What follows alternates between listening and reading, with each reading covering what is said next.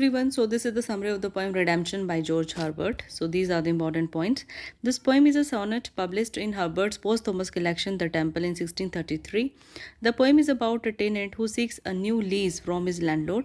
The main theme of the poem is the salvation of human beings after Jesus Christ's crucifixion. Here the speaker appreciates God's generosity and love for humanity.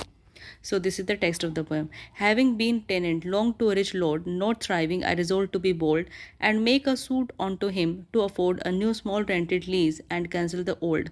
In heaven, at his manor, I him sought. They told me there that he was lately gone about some land which he had dearly bought long since on earth to take possession.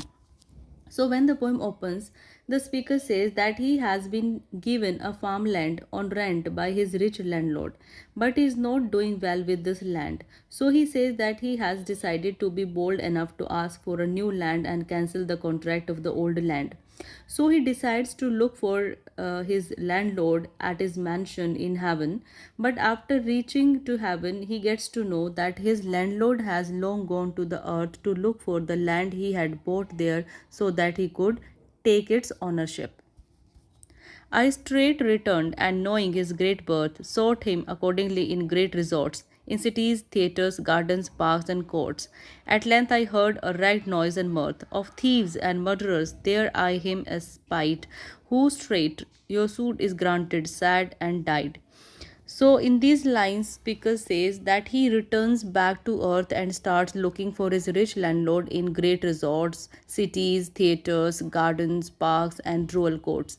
But he fails to find him at such places.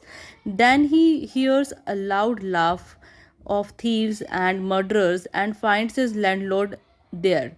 So, at the very next moment, the landlord grants his wish and dies. So, here the landlord is Christ Himself, who is very kind and generous and who doesn't discriminate between rich or poor people and even thieves and murderers. So, He sacrifices Himself for the sake of humanity without asking for anything in return. And here the poem ends.